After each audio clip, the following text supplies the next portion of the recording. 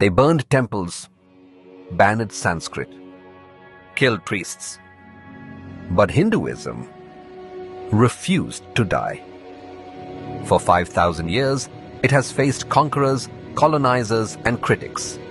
Yet it still breathes through mantras, festivals, and the Gita. This is the story of how Hinduism survived 5 invasions and why it still thrives today. 6th century BCE, the Persian Achaemenids conquered the northwest of ancient India, now modern-day Pakistan. They brought new languages, customs, and governors. But the Vedic tradition didn't collapse. It absorbed and adapted. Yajnas continued. Sanskrit thrived. Dharma remained unshaken. This was the first test. Could Hinduism survive without borders? The answer, yes. Alexander the Great crossed the Indus. His armies met fierce resistance and deep thinkers. Greek philosophers were stunned by Indian sages, the Gymnosophists. They didn't destroy temples, they debated ideas. And when the Greeks left, Indian thought influenced them more than they influenced India. The Upanishads outlasted Aristotle in this land. From the 8th to the 18th century, wave after wave of Islamic invaders entered India. Ghazni, Ghori, the Tughlaqs, the Mughals. Thousands of temples were destroyed, icons smashed, Sanskrit scholars killed or silenced.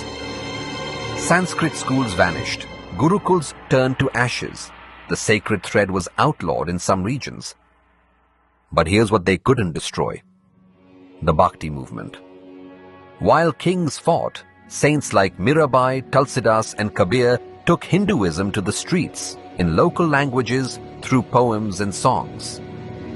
Ramnam Satyahai became the people's chant, not just a priest's verse. They tried to silence Sanskrit, but they awakened devotion in the people's tongue. Then came the British. They didn't destroy temples with swords, they used schools. They called the Vedas primitive, mocked rituals, replaced gurukuls with English medium institutions. But Hinduism evolved again.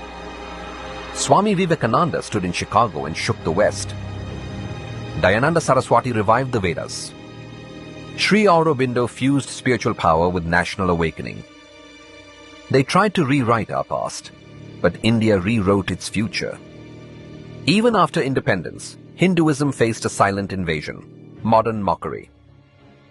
Temples were called superstition, Sanskrit dismissed as dead, Dharma ridiculed in elite circles. But what happened?